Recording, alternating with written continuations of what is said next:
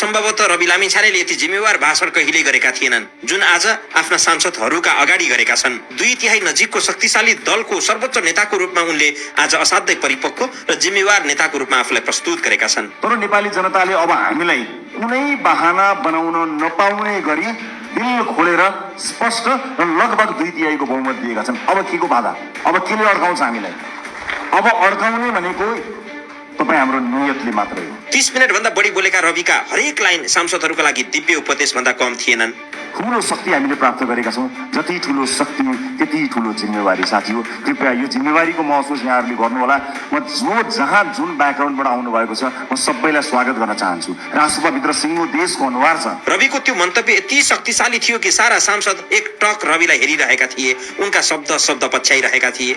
अब संसदको सेसन चले भन्दा बाहेक तपाईहरूको भेट जनतासँग हुनुपर्नेछ। आफ्नो निर्वाचन क्षेत्रमा निरन्तर खट्नुहोला। तपाईँको निर्वाचन क्षेत्रमा कुनै पनि मान्छेले दुःख पायो भने त्यसको सम्पूर्ण जिम्मेवारी तपाईँको हुनेछ, किनकि तपाईँलाई उसले जिताएर पठाएको हो, आफूले सुख पाउँछु भनेर पठाएको हो, तपाईँलाई सुख दिन होइन। नागरिक हामीलाई भोट हाल्न तयार थिए, तर पनि हामीले अतिरिक्त प्रतिबद्धता किन गर्यौँ भने हामी कमिटेड छौँ। यसपटक परिवर्तन गरेरै छान्ने हो, यसपटक काँचुली फेरेरै छान्ने हो भनेर हामीले नागरिकसँग करार गरेका छौँ। उनले पहिले जस्तो हाहुको समय सकिएको र अब जिम्मेवार बन्नुपर्ने बताए। हिँड्दा बोल्दा मान्छेको सङ्गत गर्दा बडो सचेत हुनुपर्ने र एकाग्र भएर देश विकासमा संसद चलायमान बनाउनमा भूमिका निर्वाह गर्नुपर्ने कुरा आफ्ना सांसदहरूलाई बताए। किनकि जुन आशा र अपेक्षाका साथ नेपाली जनताले भोट खन्याएर दिएका छन् नि, त्यो ठुलो जिम्मेवारीको महसुस तपाईँलाई प्रत्येक दिन हुनुपर्छ साथी हो, प्रत्येक दिन हुनुपर्छ।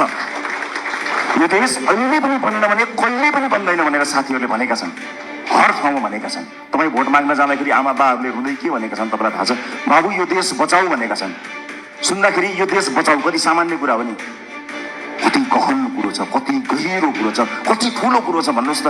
यो देश बचाऊ हामी जस्ता सामान्य मान्छेको हातमा, निलो झन्डा फरफराउँदै हातमा घन्टी बोकेर हिँडेका हाम्रा हातमा, हाम्रा काँधमा देशका ज्येष्ठ नागरिकदेखि बालक बालिकाहरूसम्मले यो देश बचाउ भनिरहेका छन्।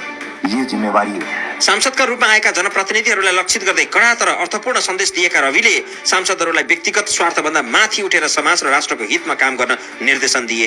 एउटा कुरा आज मैले साथीहरूलाई राखेर स्पष्ट के बताउनु पर्छ भने सरकार 2/3 छ, सङ्ख्या घट्ला अथवा सरकार बहुमतमा रहन्छ, सङ्ख्या घट्ला अल्पमतमा पर्ला भन्ने कुराको परवाह नगरिकन रासोपाले जन्मदेखि आफ्नो विधानमा स्थापित गरेको राइट टु रिकलको व्यवस्थालाई यसपटक कडाइका साथ लागू गर्नेछ। उनले भने स्वार्थ समूहको घरमा दौडधुप नगर्नुहोस्, गुट बनाउने काम नगर्नुहोस्। यसबाट उनले दलभित्र र संसदभित्र हुने गुटबन्दी र शक्ति सङ्घर्षप्रति असन्तुष्टि व्यक्त गरेका छन्। किनकि देश त्यस्तो अवस्था गरी नचलोस् भनेर कलिला भाइ बहिनीहरूले रगत बगाएका हुन्। हामीमाथि ऐतिहासिक जिम्मेवारी छ। यो 5 वर्ष नियमित रूपमा आएको चुनाव होइन, यो त शहीदहरूले रगत बगाएर आएको चुनाव। यहाँ जथाभावी अभिव्यक्ति दिने, यसलाई मनोरञ्जनको विषय बनाउने र हल्का खुलखुलका रूपमा प्रस्तुत हुने छुट कसैलाई पनि छैन, मलाई पनि छैन। हामी देखिरहेका छौँ, तपाईँ हाम्रा गतिविधिहरू नागरिकले हेरिरहेका छन्। भोट दिएका जनताको शिर झुक्ने काम कसैको कुनै अभिव्यक्तिबाट कुनै क्रियाकलापबाट हुनु हुँदैन। प्रत्येक भोटको इज्जत हुनुपर्छ। जनताको आशा र भरोसालाई केन्द्रमा राखेर काम गर्न निर्देशन दिएका छन्। भ्रष्टाचार र बेइमानी प्रति सङ्केत गर्दै बिचौलियाको पानी खानु अघि शहीदकी आमा सम्झनुहोस् उनले भनेका छन्। कुनै पनि बिचौलियासँग साँठगाँठ गर्नुभन्दा, एक कप चिया खानुभन्दा अगाडि, उसको एक घुटको पानी खानुभन्दा अगाडि शहीदकी आमालाई सम्झिनु होला। आफ्नो छोरो चढाएर संसद छिरेकी छन् शहीदकी आमा, सामान्य कुरा होइन। देशमा बिचौलियागिरी बिगबिगी छ।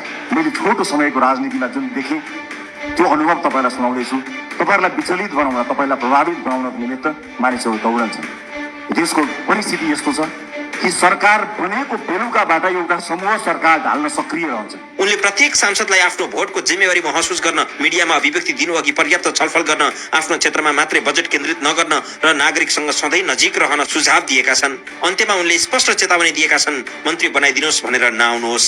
पार्टीले क्याबिनेटमा कसलाई पठाउँछ भन्ने कुराको निर्णय आज यतिखेर तपाईँसँग हुँदिनसम्म हामीले गरेका छैनौँ। पार्टीले सही निर्णय गर्छ, कसैलाई तपाईँले भन्नु पर्दैन। हामीलाई थाहा छ